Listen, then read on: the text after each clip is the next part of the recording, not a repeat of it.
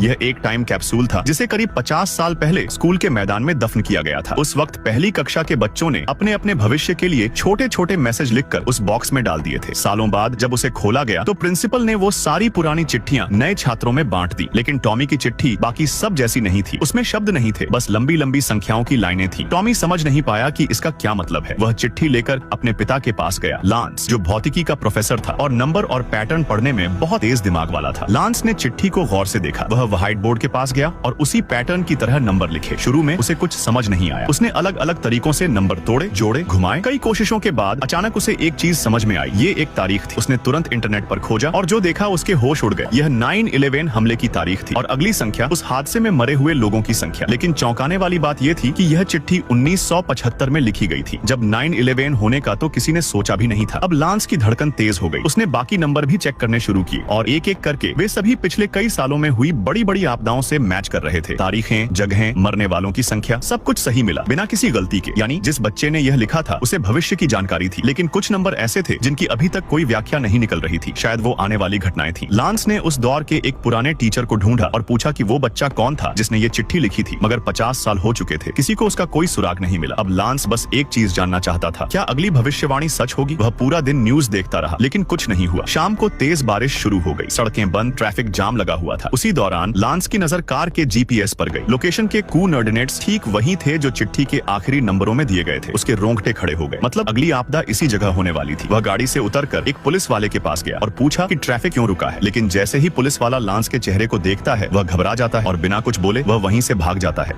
यह एक time capsule था जिसे करीब 50 साल पहले स्कूल के मैदान में दफन किया गया था। उस वक्त पहली कक्षा के बच्चों ने अपने अपने भविष्य के लिए छोटे छोटे मैसेज लिखकर उस बॉक्स में डाल दिए थे। सालों बाद जब उसे खोला गया तो प्रिंसिपल ने वो सारी पुरानी चिट्ठियां नए छात्रों में बांट दी, लेकिन टॉमी की चिट्ठी बाकी सब जैसी नहीं थी। उसमें शब्द नहीं थे, बस लंबी लंबी संख्याओं की लाइनें थी। टॉमी समझ नहीं पाया कि इसका क्या मतलब है। वह चिट्ठी लेकर अपने पिता के पास गया, लांस, जो भौतिकी का प्रोफेसर था और नंबर और पैटर्न पढ़ने में बहुत तेज दिमाग वाला था। लांस ने चिट्ठी को गौर से देखा। वह व्हाइट बोर्ड के पास गया और उसी पैटर्न की तरह नंबर लिखे। शुरू में उसे कुछ समझ नहीं आया। उसने अलग अलग तरीकों से नंबर तोड़े, जोड़े, घुमाए। कई कोशिशों के बाद अचानक उसे एक चीज समझ में आई। ये एक तारीख थी। उसने तुरंत इंटरनेट पर खोजा और जो देखा उसके होश उड़ गए। यह 9/11 हमले की तारीख थी और अगली संख्या उस हादसे में मरे हुए लोगों की संख्या। लेकिन चौंकाने वाली बात यह थी कि यह चिट्ठी 1975 में लिखी गई थी, जब 9/11 होने का तो किसी ने सोचा भी नहीं था। अब लांस की धड़कन तेज हो गई। उसने बाकी नंबर भी चेक करने शुरू किए और एक एक करके वे सभी पिछले कई सालों में हुई बड़ी बड़ी आपदाओं से मैच कर रहे थे। तारीखें, जगहें, मरने वालों की संख्या, सब कुछ सही मिला बिना किसी गलती के। यानी जिस बच्चे ने यह लिखा था उसे भविष्य की जानकारी थी, लेकिन कुछ नंबर ऐसे थे जिनकी अभी तक कोई व्याख्या नहीं निकल रही थी। शायद वो आने वाली घटनाएं थी।